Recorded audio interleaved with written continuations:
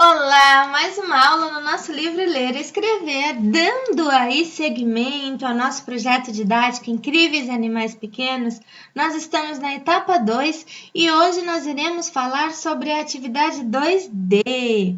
Só que para iniciarmos, nós temos como proposta aí trabalhar essas habilidades. E nós temos aqui na habilidade 24, que é ler, ouvir e compreender com autonomia, ou seja, ler sozinho e capaz de entender no sentido aí todo o texto, relatos de observação e de pesquisa, relatórios, artigos científicos. Você sabia que? Resumos, entre outros textos do campo das práticas de estudo e pesquisa, considerando a situação comunicativa, o tema e o assunto, a estrutura composicional e o estilo do gênero, que no caso nós estamos trabalhando agora verbete da enciclopédia. Lembra disso? Que é um texto de divulgação científica? Então, agora nós temos também a habilidade 4, que é compreender na leitura de textos multissemióticos, que é ler textos aí com várias imagens, tá? E temos também aquela habilidade que nós estamos trabalhando desde o início desse projeto, que é inferir informações implícitas na leitura de textos de diferentes gêneros. Lembrando que inferir informações é o quê? É ler nas entrelinhas, é compreender ali, tirar a sua conclusão a partir do que foi falado, tá bom? A partir do que foi colocado. E que são informações que não têm a manifestação do autor, tá? Então, relembrando que são informações explícitas e implícitas, nós temos aqui as informações explícitas, que são aquelas manifestadas pelo autor do próprio texto, e as informações implícitas, que não são manifestadas pelo autor no texto, mas podem ser subentendidas. Muitas vezes, para efetuarmos uma leitura eficiente, é preciso ir além do que foi dito, ou seja, ler nas entrelinhas, certo? Então, vamos já para a nossa atividade 2D, que é leitura. Então, o que a gente está fazendo nessas atividades? Fazendo a leitura do texto e falando um pouco sobre essa leitura para a gente entender o que está sendo abordado, tá bom? Qual bicho que está sendo colocado aí para a gente compreender um pouquinho mais sobre ele, tá? Então, nós temos aqui o título Borboletas urbanas. O que é urbano, gente? Urbano vem de cidade, então são borboletas que moram aí nas cidades, tá? Aí nós temos as cidades são lugares cinzentos, barulhentos e poluídos, mas elas têm seus encantos. Um dos mais coloridos animais, as borboletas, alegram os ares das cidades, voando e fazendo malabarismos. Tudo bem? Olha ela aí em cima de uma flor, que linda.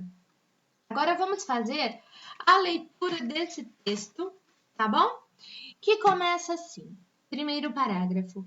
Apesar de viverem melhores em ambientes naturais, como florestas e campos, as borboletas também são encontradas nas cidades. Costuma-se dizer que onde há plantas, há borboletas, porque, na maioria das vezes, as herbívoras aparecem em todos os lugares onde existe alimento. Por isso, é importante que as praças, as ruas e os jardins das cidades tenham flores e árvores que, além de alegrar o homem, dão casa e comida para os animais, permitindo que convivam com a sociedade urbana. Apesar disso, as borboletas brasileiras enfrentam um problema nas cidades. A maior parte das plantas presentes nas ruas, usadas para arborização, é estrangeira, ou seja, foi trazida de outras regiões. E, em geral, essas plantas estrangeiras não fazem parte do cardápio natural das nossas borboletas. Desse modo, os melhores lugares para encontrarmos borboletas nas cidades são terrenos baldios, encostas de morros, quintais e parques com vegetação nativa brasileira. Nesses ambientes, há flores que servem de alimento para as borboletas adultas e folhas para as lagartas. Deve-se lembrar que, quando saem dos ovos, as borboletas são lagartas, não têm asas, sendo totalmente diferentes dos adultos. Portanto, a alimentação também é diferente. As cidades não são os ambientes mais adequados para esses insetos viverem. Além da falta de alimento, enfrentam outros problemas como a poluição e a baixa umidade do ar. Algumas borboletas são resistentes e conseguem sobreviver em ar poluído, como a borboleta do Manacá encontrada nas cidades, mas outras não aguentam os efeitos da poluição. Em consequência, existem espécies que já estão extintas ou ameaçadas de extinção por causa das atividades humanas que modificam ou destroem o ambiente natural. Na área urbana de São Paulo, por exemplo, existem apenas cerca de 20 a 30 espécies de borboletas, enquanto nos parques da cidade podem ser encontrados até 300. Isso ocorre porque a maioria das borboletas se alimenta de frutos que caem no solo e nas cidades existem poucas plantas frutíferas. O grupo de borboletas que vivem melhor em cidades são os que se alimentam de flores e vivem naturalmente em áreas abertas, como campos. Essas borboletas encontram ambientes ensolarados semelhantes aos campos, nos quintais e nos jardins das cidades. Entre as borboletas urbanas mais comuns encontradas na cidade de São Paulo estão a amarela, a monarca, a amarelo-negra e a borboleta coruja, a maior do Brasil. Existem outros exemplos. As lagartas de Storyodius alimentam-se de embaúbas, que podem existir em fundos de quintais. As lagartas Papilio escamander usam magnólias e abacateiras como alimento. A borboleta pseudolicaena marcias é frequente em jardins e se alimenta de várias plantas com flores pequenas. Quando o homem derruba árvores, está destruindo os abrigos e os alimentos desses insetos. A única maneira de preservar as borboletas urbanas é preservar a vegetação de que se alimentam. Para atrair mais borboletas para as cidades, é importante aumentar a diversidade de flores nativas, como o cambará e o açapeixe, e arborizar as ruas e parques com espécies nativas, como o manacá da serra, o abacateiro, a bananeira e a palmeira, alimentos naturais das borboletas. Tá? Então, nós temos a fonte de onde foi retirado esse texto que nós estamos trabalhando hoje, e a proposta dessa atividade de hoje é fazer uma leitura e a gente conversar sobre essa leitura. Se fosse em sala de aula, nós iríamos colocar tópicos na lousa onde os tópicos seriam falados por vocês, certo? Então, o que eu fiz aqui? Nós iremos fazer um resumo desse texto para que vocês consigam compreender na íntegra, tá? Como a gente falou dessa questão de multissemióticos, eu vou colocar algumas imagens para que vocês possam visualizar essas informações com mais facilidade. Tudo bem? E lembrando que é um texto de divulgação científica, tem informações explícitas com manifestação do autor, tem manifestações implícitas, onde é baseado em estudos com nomes científicos dessas borboletas, né? Como todo um estudo feito por elas, então todas essas informações se encontram nesse texto. Agora nós iremos fazer um resumo, começando lá do início do texto. Então, nosso texto ele começa assim, que as borboletas também são encontradas nas cidades, certo? Então, olha aí, um jardim, as borboletas, tá? Depois, nós vimos que a maioria das árvores encontradas nas ruas são estrangeiras e não fazem parte do cardápio, né, das borboletas. Olha, a maioria das árvores que tem na cidade de São Paulo, como elas são. São lindas, né? Uma pena que não faz parte do cardápio das borboletas. Mas por que, professora, não faz? Porque a maioria das borboletas elas se alimentam de frutos e nas cidades tem poucas árvores frutíferas, certo? Então é difícil a gente encontrar uma árvore assim, ó, tá? o que faz parte do cardápio das borboletas aí, as flores, os frutos, né?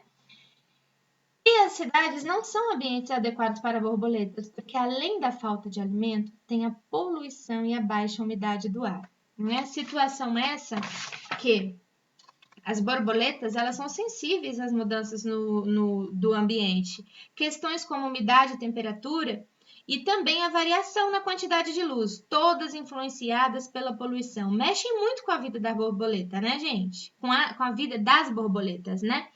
E além disso, também tem o desmatamento, que é uma ameaça, pois as lagartas que viram borboletas dependem muito das plantas. Né? E se as borboletas correm o risco de sumir por causa do ar poluído e da destruição das florestas, você pode imaginar o que essas condições não estão fazendo com outros bichos também? Inclusive nós, humanos, que estamos expostos à mesma poluição e temos a nossa saúde prejudicada, né? Então, olha a situação aí. Continuando, nas cidades existem cerca de 20 a 30 espécies, enquanto nos parques podem ser encontrados até 300. Olha aí, olha quanta variedade de espécies, né? E não são essas, são apenas algumas que eu trouxe para mostrar como elas são diferentes. Os grupos que vivem na cidade se alimentam de flores e vivem naturalmente em áreas abertas, como campos. Quando os homens derrubam árvores, estão destruindo os abrigos e os alimentos desses insetos. E para atrair borboletas para a cidade é importante aumentar a diversidade de flores nativas e arborizar as ruas e parques com espécies nativas. Então, tudo isso, gente, foi um resumo que eu fiz do texto que nós trabalhamos hoje. Se você é capaz de compreender a sequência desse resumo, você compreendeu todo o texto, certo? E aí eu coloquei, olha só que linda essa imagem, né? Muito legal. Então, eu coloquei aqui uma curiosidade para a gente finalizar a nossa aula de hoje, né? Curiosidades aí sobre a borboleta. Iniciando que as lagartas, elas se alimentam de plantas. Então, são elas que comem as folhas, não as borboletas. As lagartas se alimentam de plantas. Olha aí. Olha elas se alimentando. As borboletas adultas vivem uma dieta líquida. Vocês sabiam disso? Elas não comem folhas. Elas se alimentam de líquidos. Mas como assim, professora? Então, a boca da borboleta, quando elas ficam adultas, é modificada para permitir que elas bebam substâncias líquidas. Porém, elas não conseguem mastigar nenhum tipo de alimento. E como resultado, elas possuem aí uma espirotromba que funciona como um canudo. Então, ela permanece enrolada sobre o queixo da borboleta até encontrar uma fonte de néctar ou outra nutrição líquida. Tá? Então, a estrutura longa e tubular se desenrola e suga sua refeição. Tá? Então, algumas espécies de borboletas se alimentam de seiva, outras de frutas em decomposição e algumas até recorrem beber goles aí de poças de lama. Tá? Muito interessante, né? Ó que lindinho. Continuando. Borboletas sentem o gosto pelos pés. Sabiam disso? As borboletas elas têm receptores de sabor nos pés para ajudá-las a encontrar as plantas hospedeiras. Dessa forma, a borboleta pousa em plantas diferentes, batendo as folhas com os pés até que a planta libere seus sucos. Como resultado, a borboleta escolhe onde se alimentar ou o lugar ideal para colocar os seus ovos. Tá? Isso ocorre através dos espinhos na parte de trás das pernas. Elas possuem receptores líquidos que identificam a planta correta. E as borboletas vivem algumas semanas, porém algumas que hibernam quando adultas, como as monarcas, podem viver até 6 meses. Olha as monarcas aí. E as borboletas empregam truques para evitar serem comidas. Certo? Elas? E aí a gente finaliza por aqui. Espero que vocês tenham gostado da aula de hoje, tá bom? Se inscrevam para ficar por dentro de todas as aulas aí do volume 2 do Ler e Escrever. Eu fico por aqui. Até a próxima aula. Tchau!